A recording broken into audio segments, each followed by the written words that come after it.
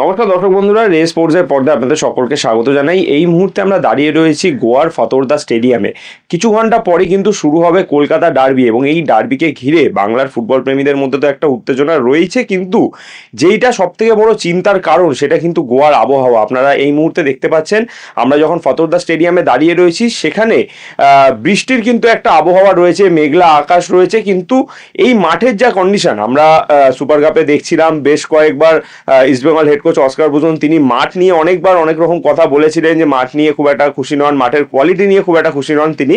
এমনকি গতকাল যখন ডার্বির আগে সাংবাদিক সম্মেলন হয় সেই সময়ও কিন্তু আমরা দেখলাম যে অস্কার বুজন এবং সাউল ক্রেসপো তারা আগে মাঠে এলেন, মাঠে এসে মাঠ দেখলেন। এমনকি যখন অস্কার বুজন মাঠ দেখছেন সেই সময় আমরা দেখতে পেলাম যে সাউল ক্রেসপোকে অর্থাৎ দলের অধিনায়ককে তিনি ডেকে মাঠে যে গর্তগুলো রয়েছে সেগুলো দেখালেন। যদিও এখানে পরপর লাগাতার ম্যাচ হচ্ছে, গতকালও এখানে রাতে ম্যাচ হয়েছিল এবং সেই ম্যাচের পর মাঠ কিন্তু এই মুহূর্তে কিছুটা হলেও খুব একটা ভালো জায়গায় নেই, কারণ যেহেতু পরপর খেলা তার উপর বৃষ্টি হচ্ছে। কিন্তু এই মাঠকে তৈরি করার দায়িত্বে কিন্তু রয়েছেন সাহেব বাউরি থেকে শুরু করে আরো তিনজন, বাঁকুড়ার এই চারজন মিলে কিন্তু এই মাঠ তৈরি করার পুরোপুরিভাবে দায়িত্বে রয়েছেন। এবং শুধুমাত্র তারা এখানকার নয়, দিল্লির যেই কোম্পানি থেকে তারা এই মাঠের দায়িত্বে রয়েছেন, তারা কিন্তু কলকাতার যুবভারতী ক্রীড়াঙ্গনের মাঠেরও দায়িত্বে থাকেন এবং সেই মাঠও তারা ঠিক করেন। কিন্তু এই মাঠটাকে পুরোপুরিভাবে ডার্বির আগে তৈরি করে নেওয়ার জন্য কিন্তু মরিয়া চেষ্টা তারা করছেন।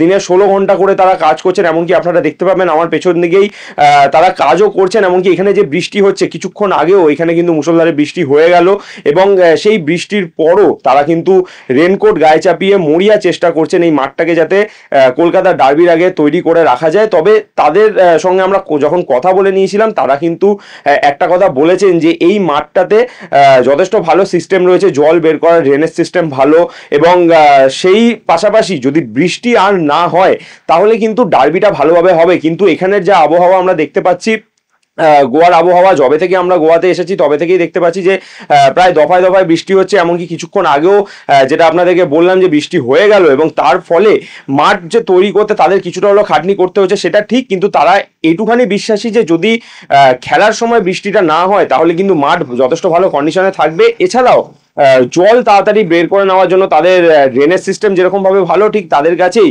মাঠে জমে থাকা জলকে বড় বড় স্পঞ্জ দ্বারা সেই জল শুকিয়ে নেওয়ারও কিন্তু তাদের কাছে ব্যবস্থা রয়েছে। ফলে বাঁকুড়ার এই চারজন তারা যে অক্লান্ত পরিশ্রম করছেন কলকাতার ডার্বিটাকে ভালোভাবে করার জন্য সেটা তো বলাই যায়। তারই পাশাপাশি তারা কিন্তু মরিয়া চেষ্টা করছেন যেন গোয়াতে যেহেতু সুপার কাপটা হচ্ছে এবং এই সুপার কাপের সব থেকে বড় খেলা যেহেতু এইটা, ফলে এই খেলাটা যাতে ভালোভাবে হয়ে যায় সেইটাই কিন্তু তারা মরিয়া চেষ্টা করছেন।